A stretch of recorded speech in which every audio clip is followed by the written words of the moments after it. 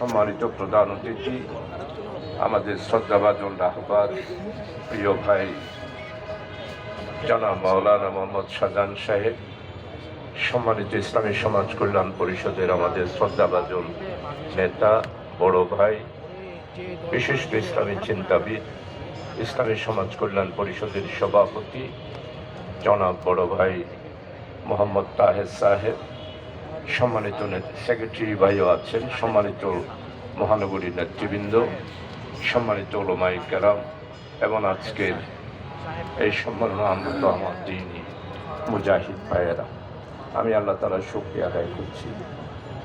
আলহামদুলিল্লাহ 27 তারিখ থেকে 31 তারিখ তাফসীরুল কোরআন মাহফিল আল্লাহ তাআলা করার আমরা এরাদা করেছি। আমার মনের অনুভূতি যেটা, সেটাই আপনাদের কাছে পেশ করছি।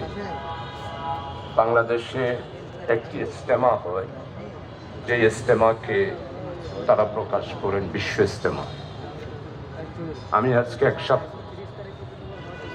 আল্লাহর কাছে বলতেছি যে এই বিশ্ব ইজতেমাতে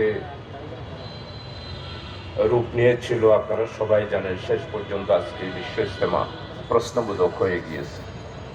আমাদের আগামী দিনের 27 তারিখ থেকে 31 তারিখ যেই তাফসীর মাহফিল হবে, সেটা ইনশাআল্লাহ আজিজ বিশ্ব ইজতেমাতে রূপান্তরিত হবে ইনশাআল্লাহ। এটাই আল্লাহর কাছে দোয়া করি। আলহামদুলিল্লাহ, কোরআন শরীফের একটি আয়াত, বিসমিল্লাহির রহমানির রহিম, ইউরিদুনা লিইউতফিউ নূরাল্লাহ বিআফওয়াহিহিম ওয়াল্লাহু মুতিম্মু নূরিহি ওয়ালাউ কারিহাল কাফিরুন। আজকে আল্লাহ তাআলা সেটাই বাস্তবায়ন করে দিচ্ছে।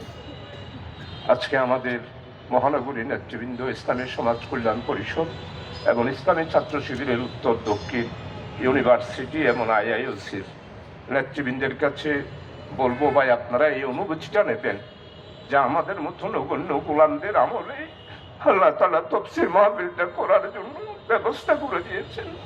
এটাই সবাই অনুভূতির মধ্যে রাখবেন।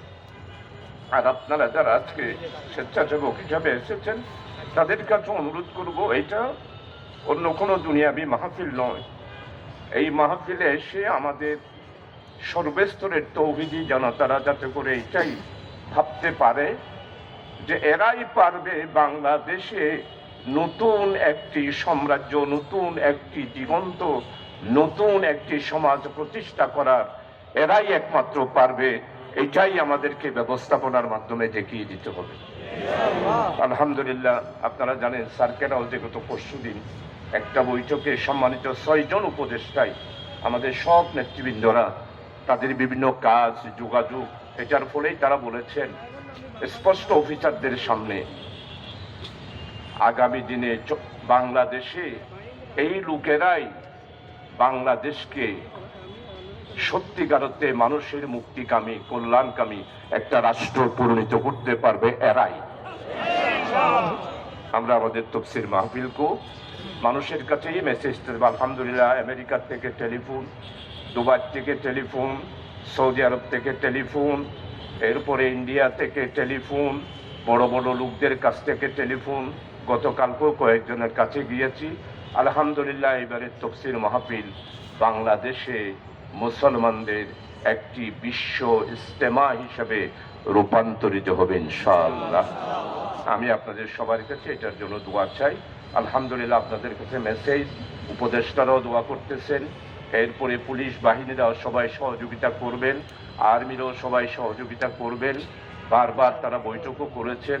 এইভাবে সর্বাত্মক সবার সহযোগিতা নিয়েই আমরা আগামী দিনে তাফসীর মাহফিল যেন করতে পারি, আল্লাহর কাছে এই দোয়া করে।